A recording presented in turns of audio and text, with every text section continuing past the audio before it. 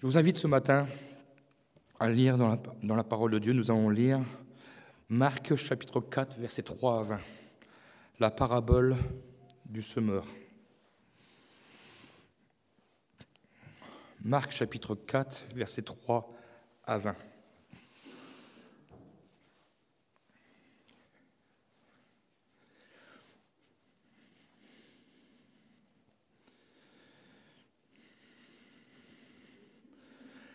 Jésus s'adresse à la foule. Écoutez, un semeur sortit pour semer. Comme il semait, une partie de la semence tomba le long du chemin. Les oiseaux vinrent et la mangèrent. Une autre partie tomba dans un endroit pierreux, où il n'avait pas beaucoup de terre. Elle leva aussitôt parce qu'elle ne trouva pas un sol profond. Mais quand le soleil parut, elle fut brûlée et sécha, faute de racines. Une autre partie tomba parmi les épines montèrent et l'étouffèrent, et elle ne donna point de fruits. Une autre partie tomba dans la bonne terre, elle donna du fruit qui montait et croissait, et elle rapporta 30, 60 et 100 pour un. Puis il dit que celui qui a des oreilles pour entendre, entende. Lorsqu'il fut en particulier, ceux qui l'entouraient avec les 12 l'interrogèrent sur les paraboles. Il leur dit, c'est à vous qu'a été donné le mystère du royaume de Dieu. Mais pour ceux qui sont dehors, tout se passe en paraboles, afin qu'en voyant, ils voient et n'aperçoivent point, et qu'en entendant, ils entendent et ne comprennent point, de peur qu'ils ne se convertissent et que les péchés ne leur soient point pardonnés. Et il leur dit encore, vous ne comprenez pas cette parabole. Comment donc comprendrez-vous toutes les paraboles? Le semeur sème la parole. Les uns sont le long du chemin, où la parole est semée. Quand ils l'ont entendu, aussitôt, Satan vient et enlève la parole qui a été semée en eux. Les autres, pareillement, reçoivent la semence dans les endroits pierreux. Quand ils entendent la parole, ils la reçoivent d'abord avec joie, mais n'ont pas de racines en eux-mêmes.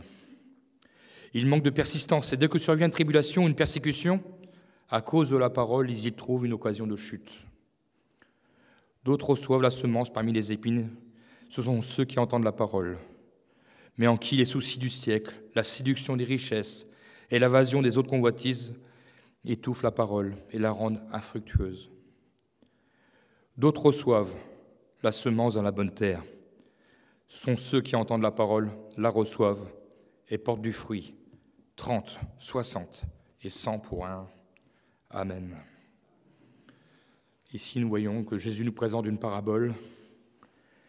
Il parlait ainsi, afin d'expliquer une vérité de la parole relative au royaume de Dieu en se servant de la vie de ce siècle, de ce monde, à ceux dont le cœur était prêt à entendre.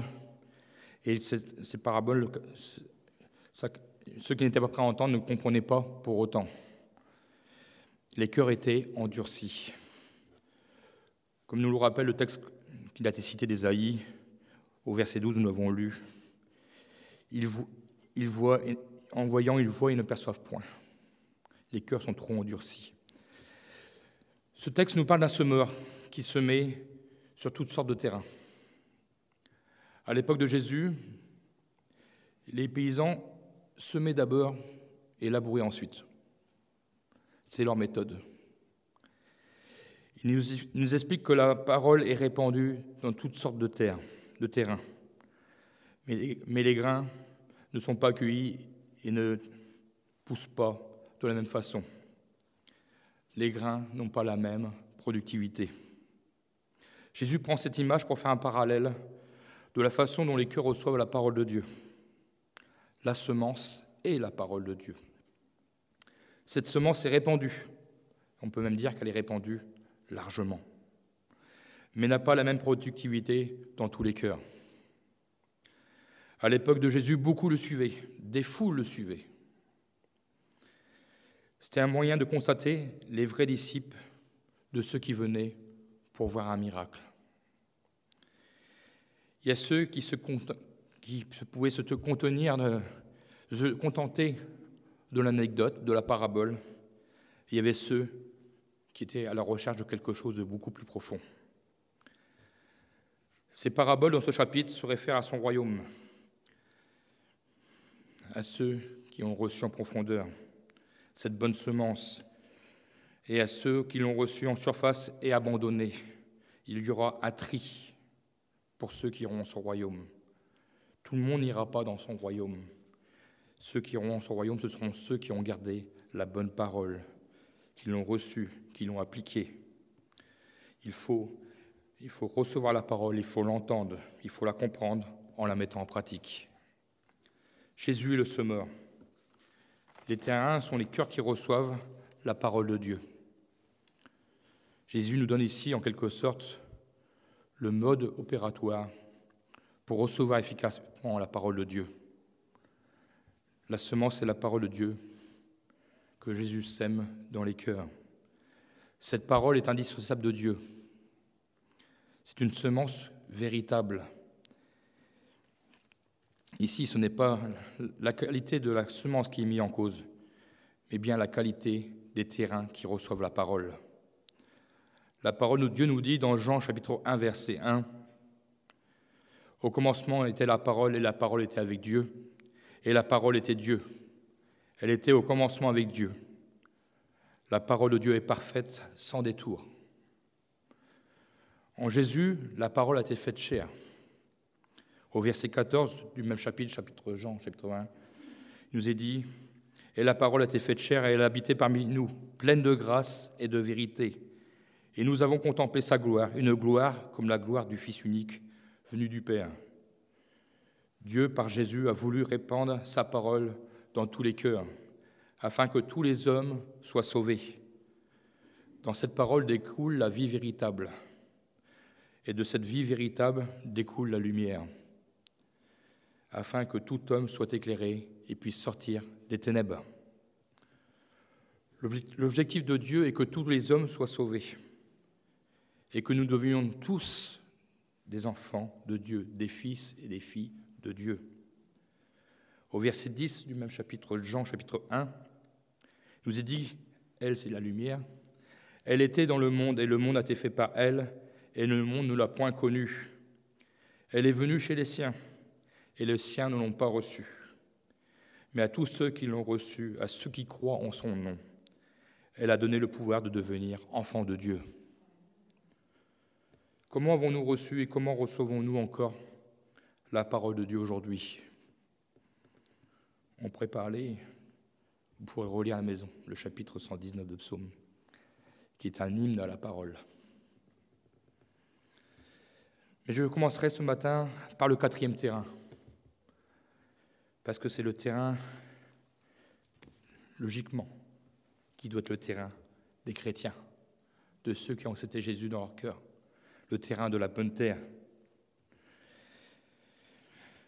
Celui qui produit abondamment, celui qui produit une récolte saine, une récolte efficace, car ce 4e terrain, c'est le cœur des chrétiens, des enfants de Dieu qui reçoivent la parole et qui la mettent en pratique.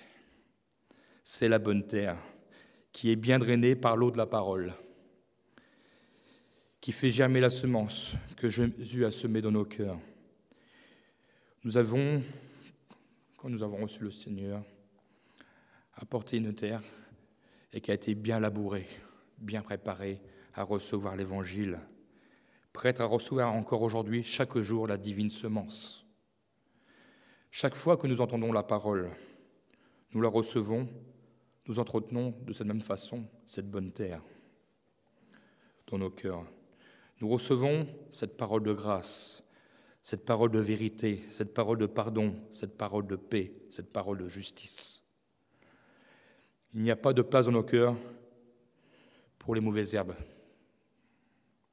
qui pourraient mettre en péril notre bonne semence et empêcher ainsi de croître notre semence.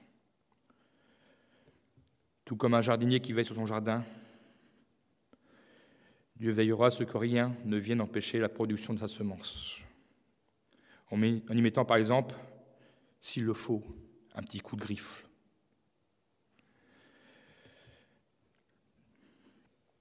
Le jardinier prendra toujours soin de son jardin pour que sa semence pousse.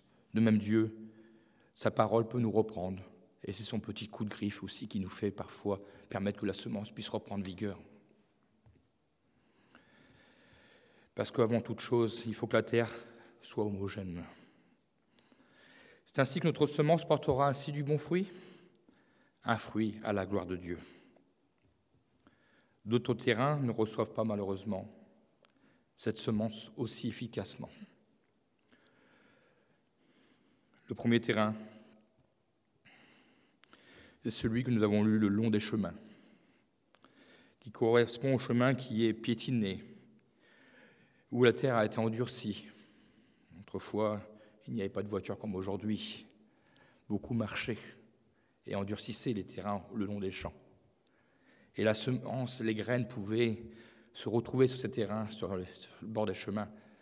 Évidemment, ne pénétraient pas dans la terre. Alors les oiseaux venaient et prenaient les graines. C'est l'image des cœurs endurcis. Les terrains sont trop durs. Ils entendent la parole de Dieu, mais cette parole ne pénètre pas. Ils ne cherchent pas à la comprendre. La semence ne peut pas germer. Ces cœurs sont une proie idéale pour l'ennemi de nos âmes. Le prince de ce monde, lui, se fait un plaisir d'enlever cette semence. Ils peuvent être très sympathisants, mais ils ne font pas l'expérience de la nouvelle naissance. Leur cœur n'a pas été régénéré.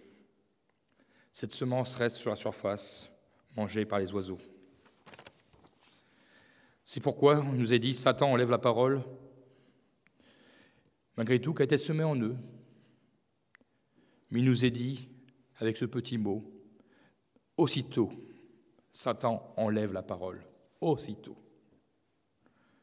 Leur terrain a besoin, avant tout, d'être labouré. Les cœurs doivent être brisés pour que la semence pénètre dans leur cœur.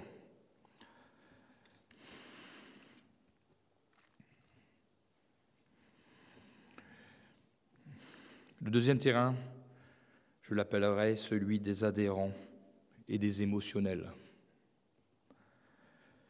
La parole de Dieu ne s'enracine pas dans leur cœur. Pourtant, il nous est dit qu'ils reçoivent la parole avec joie. C'est sur la parole, sur l'instant. Ils sont très heureux d'être chrétiens quand tout va bien. Mais à la première épreuve, il n'y a plus personne. Et ils disent, c'est la faute de Dieu. Nous l'avons lu dans la parole, ils y trouvent une occasion de chute. La semence n'a pas pu prendre racine dans leur cœur, car il restait trop de pierres. Pour que celle-ci se développe, et au premier coup de vent un peu violent, alors la racine est arrachée. Il ne peut y avoir un véritable labour si les pierres demeurent. Les pierres des cœurs doivent être enlevées. La parole de Dieu doit être reçue en profondeur. Ce n'est pas l'effet d'un moment émotionnel, mais la parole de Dieu doit être reçue quotidiennement pour un enracinement en profondeur. Alors, quand vient la tempête, les racines ne bougent pas. La plante peut être bousculée par le vent, mais elle ne bouge pas. Elle demeure là où elle est placée. Le chrétien enraciné quand vient la tempête trouve son réconfort dans sa racine, dans ses racines. Il trouve son réconfort dans la parole de Dieu. Il sait que c'est un moment qui va passer, mais qu'il n'a rien à craindre, car celui en qui il est enraciné, c'est Jésus-Christ. Le troisième terrain, c'est celui que j'appellerai celui du compromis ou de l'apparence. La semence a été semée au milieu des épines, mais cette semence est étouffée. Elle ne peut produire de fruits. Malheureusement, aujourd'hui, nous retrouvons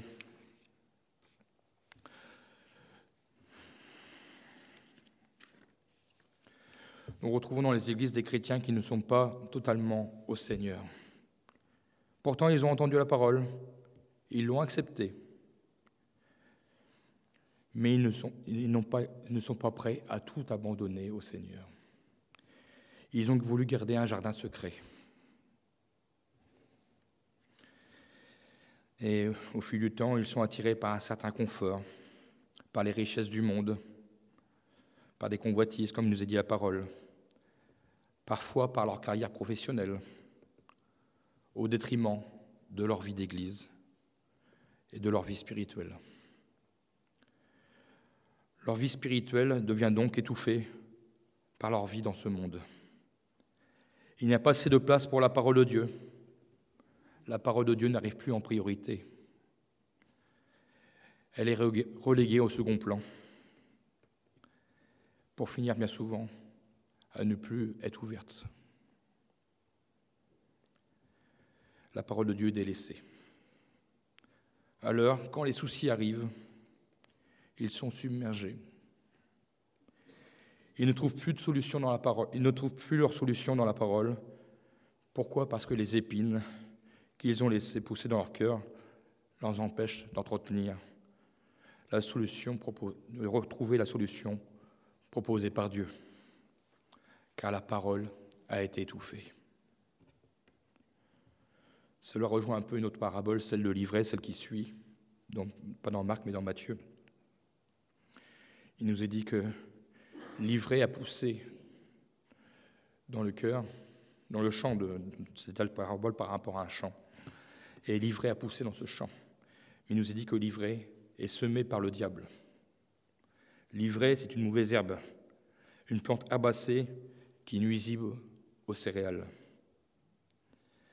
Ces cœurs du troisième terrain ont laissé pousser l'ivraie, et qui est une séduction de Satan, pour les éloigner de la parole. Ce que nous devons retenir, c'est que notre terrain, le terrain de notre cœur, doit être bien entretenu. Il ne suffit pas qu'un jour que notre terrain ait été labouré, un jour dans le passé, et que notre cœur ait été brisé dans le passé. Ce qui importe, c'est le jour, le temps actuel, le temps présent. La parole de Dieu nous invite à faire un entretien de chaque jour, en méditant sa parole, afin d'éloigner de nous les convoitises du monde, la séduction de Satan, de pouvoir résister. De nous laisser aller à une certaine négligence, à un certain laxisme. Un terrain qui a été labouré par le passé mais qui n'est plus entretenu peut devenir à nouveau dur comme la pierre. Des pierres même peuvent surgir, des ronces peuvent à nouveau pousser et les mauvaises herbes s'installent. Pour qu'une semence puisse à nouveau germer, le terrain devra à nouveau être labouré en profondeur et nettoyé. Veillons à ce que nos cœurs soient toujours bien entretenus et que la parole pénètre en profondeur efficacement. Que cette parole de grâce, cette parole de vérité, soit pour nous à chaque fois que nous l'entendons une révélation de la part de Dieu, comme un dialogue qui s'installe à chaque fois que nous l'entendons. Un enseignement à mettre en pratique et qu'à chaque fois que nous entendons la parole de Dieu, ce soit une occasion de découvrir toujours un peu plus la personne de notre Dieu, de son Fils Jésus et du Saint-Esprit qui nous conduit.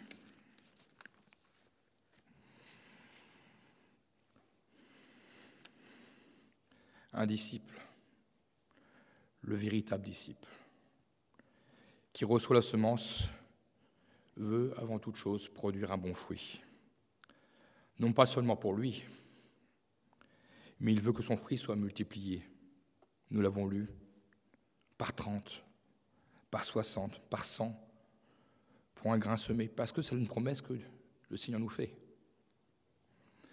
Le disciple est discipliné, il est rigoureux, il est attentif à la voix de Dieu, il est attentif à la voix de l'Esprit. Il veille aux fruits qu'il va développer, car son objectif n'est pas seulement d'avoir été ensemencé par le Seigneur, mais il veut à son tour être un semeur pour les autres, pour les âmes qui se perdent. Alors, comment être un bon semeur? Un semeur de la vérité, un semeur de la parole. Je crois qu'avant tout, un bon semeur doit être un semeur convaincu et convaincant.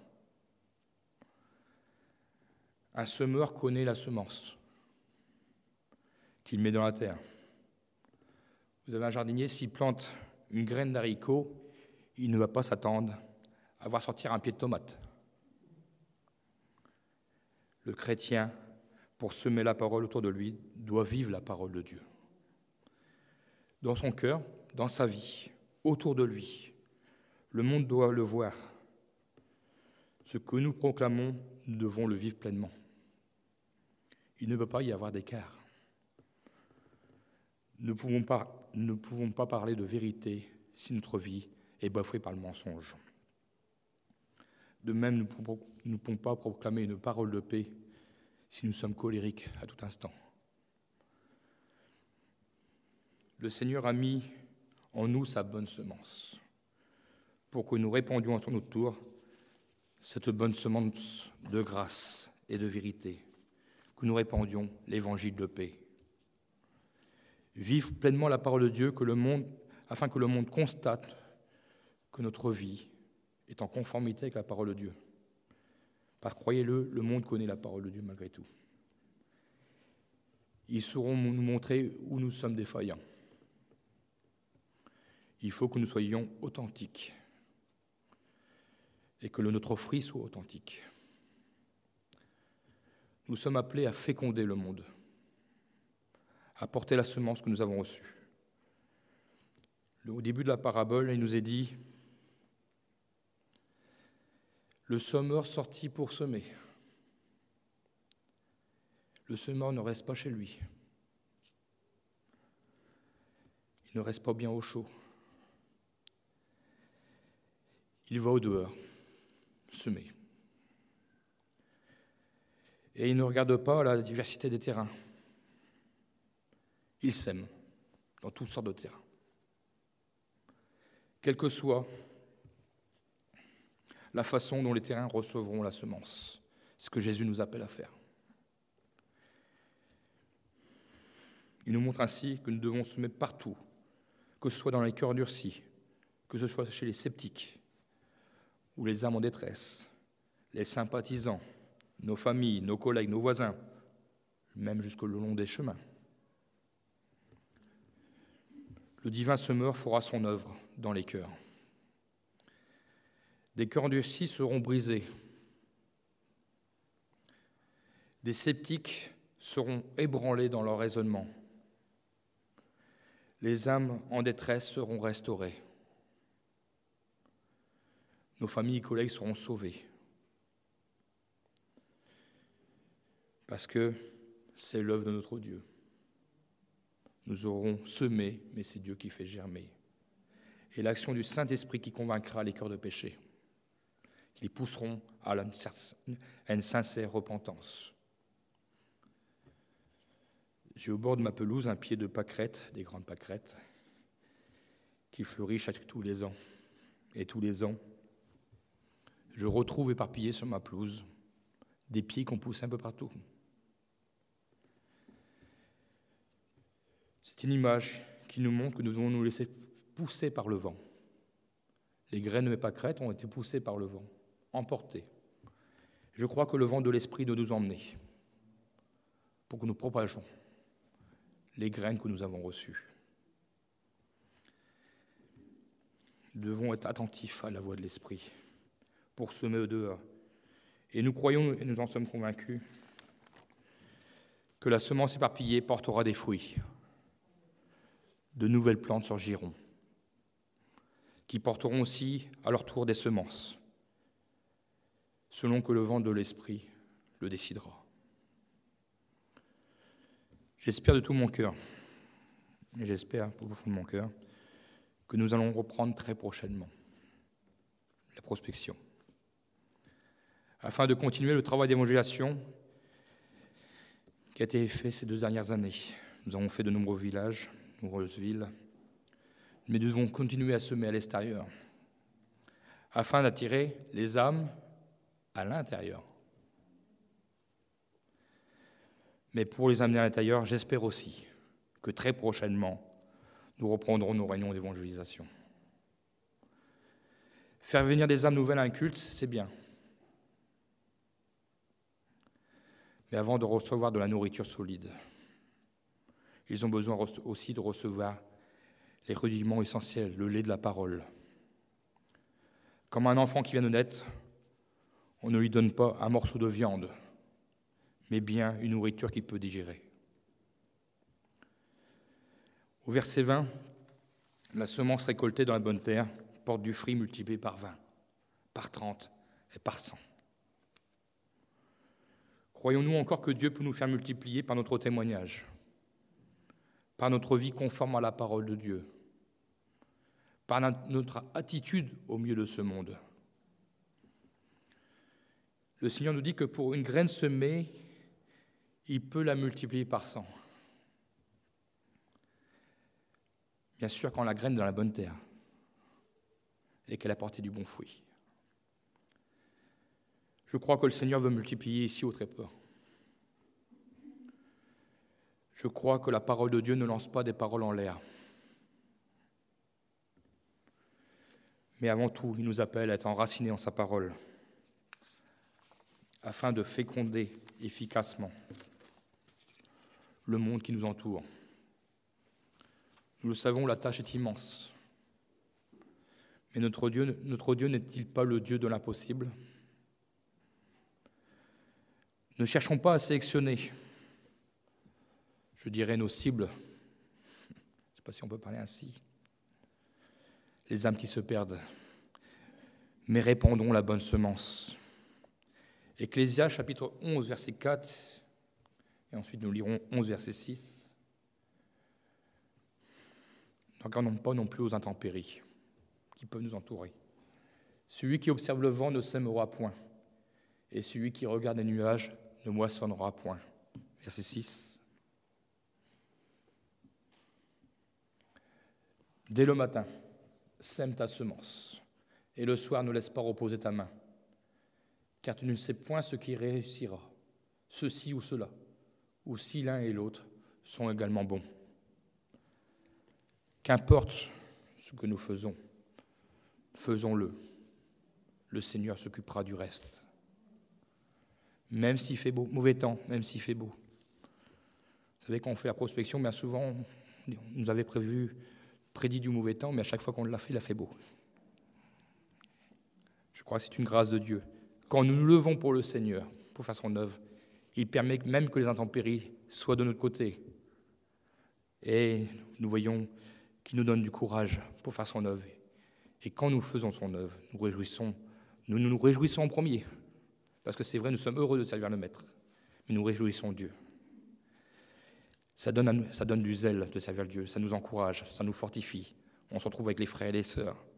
On se fait du bien, il y a du partage. Un chant des ailes de la foi nous dit, bien souvent, c'est une parenthèse que je veux ouvrir, mais juste je veux la refermer rapidement. On nous dit que les ailes de la foi, bien souvent, nous disent que la mélodie ne convient plus au siècle présent. Ici, si simplement, nous prenions les paroles des ailes de la foi, sans musique, et que nous les lisions. Il y a des véritables prédications. Retirons un instant la musique et écoutons pleinement ce que Dieu dit à travers de ces chants, parce que ces chants ont été inspirés. Il nous est dit dans ce chant, « Mourant de froid, de faim, de soif, les brebis appellent en vain. Jésus nous veut pour les sauver. Qui va l'aider à les trouver? Ne peut-il pas compter sur nous?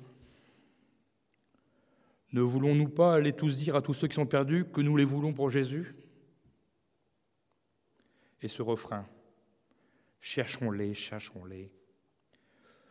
Savons-nous le prix d'une âme? Cherchons-les, cherchons-les, le bon berger les réclame. Je crois que c'est clair. Vous voyez, les paroles, sans musique, ont un profond, très profond message à nous apporter. Nous avons, bien sûr, pour la majorité d'entre nous ce matin, cultivé notre terrain. Nous l'avons cultivé par un approfondissement de la parole de Dieu, par un exercice quotidien de méditation. Et nous mettons en pratique son enseignement. Nous avons à cœur l'œuvre de Dieu. Nous voulons voir des âmes sauvées. Nous voulons voir notre Église se remplir. Et nous voulons voir la gloire de Dieu se manifester au milieu de nous. Alors nous savons ce qu'il nous reste à faire. Semons, répandons la divine semence. Bon, c'est le titre d'un deuxième chant, désolé de la fois. Je ne vais pas vous relire le deuxième chant. Vous le lirez à la maison. Semons, répandons la divine semence. Simplement en veillant sur nos cœurs, afin d'être irréprochables par rapport à ce que nous proclamons. Soyons des semeurs convaincus et convaincants. Prions que le Seigneur brise les cœurs, prépare les terrains, déracine les œuvres de Satan, afin que la bonne semence fasse son œuvre fructifiante. Le Seigneur a besoin de nous. Répondons à son appel, prenons courage, et je dirais, soyons pleins d'ardeur. Ce matin, moi, j'ai fini mon message. J'ai reçu d'une sœur de Fécamp une petite parole encourageante, ce petit verset qui nous dit, dans la version parole de vie, Ésaïe 5,12. Ésaïe 5,12. Non, je me suis trompé, c'est pas celui-là, je vais vous le lire. Je retrouverai, je me suis trompé dans le... Le Seigneur dit, c'est moi qui vous redonne l'espoir. Oui, c'est moi. Pourquoi avez-vous peur des êtres humains?